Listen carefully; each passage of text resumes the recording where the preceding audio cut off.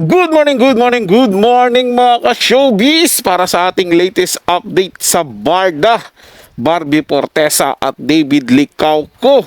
Wala ng preno ang holding hands, mapa backstage man o on stage. At ang video na yan ay hatid po sa atin ng Barda Fans Club. Nasa description yung link ng kanyang channel, bisitahin lang po. At syempre, huwag nyo pong kalimutan na mag-subscribe dito sa ating channel at hit ang notification bell para laging mauna ka sa mga bagong balitang showbiz. Panoorin at pakinggan ang buong detalye at ikaw na ang humusga. At next ay tweet ni SGC317, huy, HHWW na talaga sila kahit sa backstage. Grabe na talaga kayo, Uncle and Barang. Ayaw nyo na talagang paawat. Lantaran na talaga ang labanan. Hahaha, Barda moving closer. Oo nga, no? Puro holding hands sila. Kahit doon sa close-up event, puro holding hands din sila doon, no? Kahit nasan sila magpunta. Si R na lang yata yung pahinga. Ang holding hands. Oo, ayan, no? Di ba? Grabe. Sa braso ni Barbie, ang malalaking kamay ni David. Ayan, napakaputi. Mas maputi kasi si Barbie kay David, di ba? Ayan, pa-picture sila. At next naman, Facebook post ni Oski Recabar, Barbie Fortesa and David Licauco grace its showtime stage earlier for close-up. Sayang lang wala si Vice Ganda. Mas maganda sana kung joke ni Vice Ganda tong dalawang to, di ba? Nakakatawa na, nakakakilig pa. Ayan na, the pretty Miss Barbie Fortesa in her spaghetti strap blouse nga. Ayan na nga. At si Miss Kim Chu on the side. Ayun na nga, may pa-photo ops yung mga fans with Barbie and David. Let's watch this.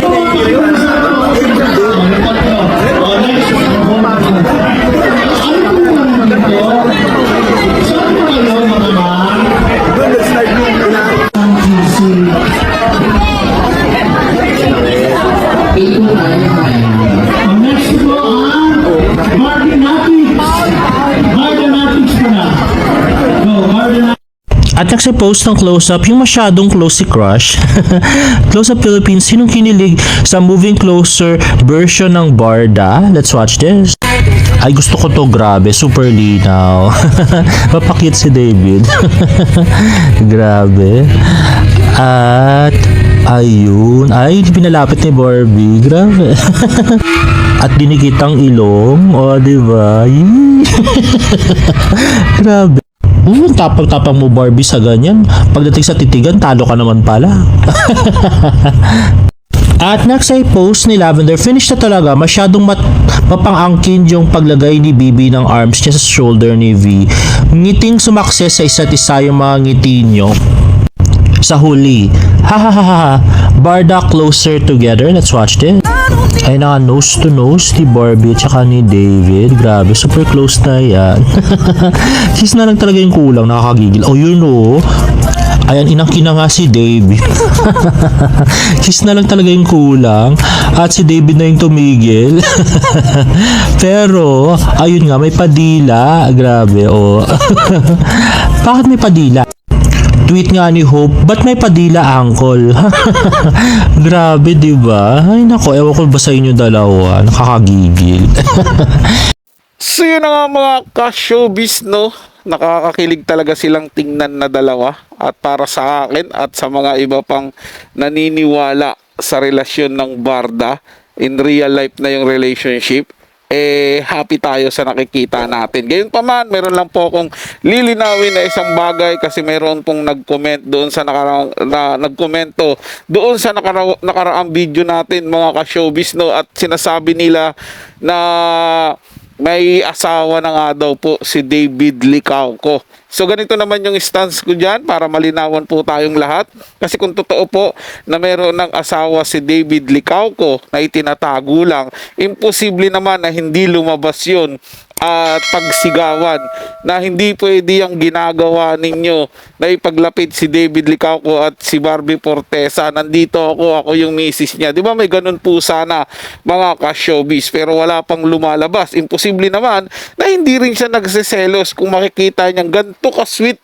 yung kanyang mister sa ibang babae, lalo na pinaris ito sa isang napakaganda at sexy na young actress ng GMA7. Siyempre, makakaramdam siya ng selos. Yun po yung stance ko doon, mga ka-showbiz. Gayun pa man, respeto natin doon sa mga nagsasabi na meron nang asawa si David Licauco. Bahala po kayo doon. Basta kami, hanggat wala kaming nakikita na nagkiklaim na mister nila si David Licauco, o tama, mister nila si David Licauco na siya yung asawa, ay tuloy-tuloy yung pagsuporta namin sa Barda at panalangin na sana sila na ang magkatuluyan sa dulo. O, di ba mga ka-showbiz, sang-ayon ba kayo dyan? I-komento nyo lang yan at pag-uusapan natin yan, mga ka-showbiz.